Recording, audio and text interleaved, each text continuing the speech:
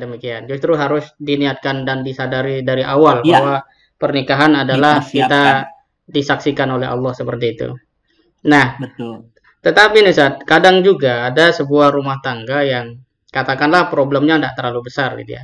Tetapi seringkali salah satu di antaranya, entah istri atau suami, itu terganggu lewat omongan kanan kiri itu.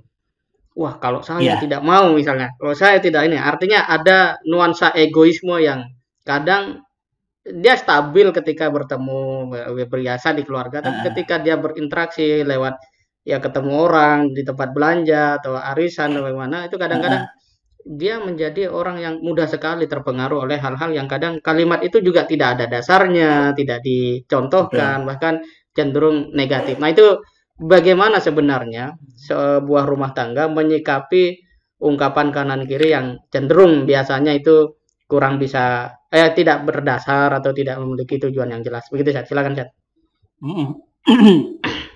Komitmen pertama ketika kita bersama-sama misalkan di dalam mengarungi rumah tangga itu adalah komitmennya tetap lillahi ta'ala. Ya, artinya istri, suami sudah memiliki komitmen yang sama gitu ya di dalam mengarungi rumah tangga itu.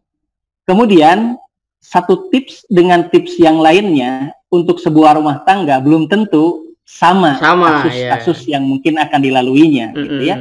Sehingga setiap orang sebenarnya bisa menemukan alur dalam keluarga itu ketika komitmen itu ada. Sehingga orang yang berkomitmen pasti mempersiapkan diri dengan ilmunya. Nah, kalau sudah ilmu itu kemudian dia miliki minimal ataupun ilmu yang minimal, misalkan bahwa pernikahan ini tujuannya adalah kepada Allah, maka kemudian kita punya komitmen apa yang harus apa yang kita lakukan di dalam melangkah di dalam rumah tangga kita. Sehingga kanan kiri mau berbicara seperti apa ketika itu tidak mendasar dan kita tidak sesuai dengan apa yang kita pahami di dalam belajar ataupun mempelajari di dalam ajaran Islam, tentu itu yang kemudian akan sirna dengan sendiri. Dengan sendirinya. Karena setiap orang ataupun setiap keluarga itu pasti memiliki patron, gitu kan?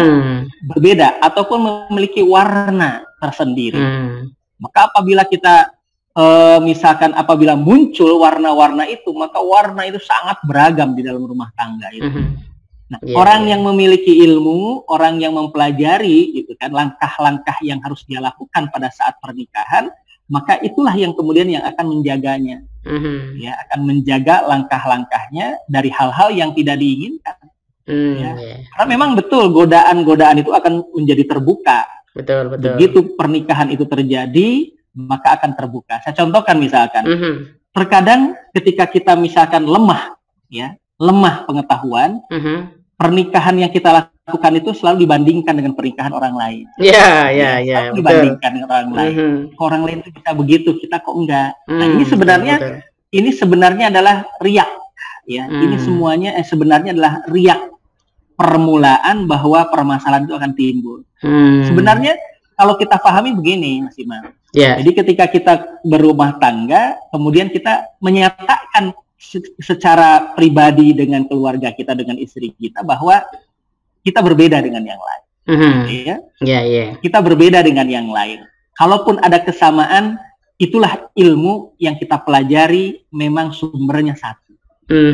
Seperti itu, Mas Imam.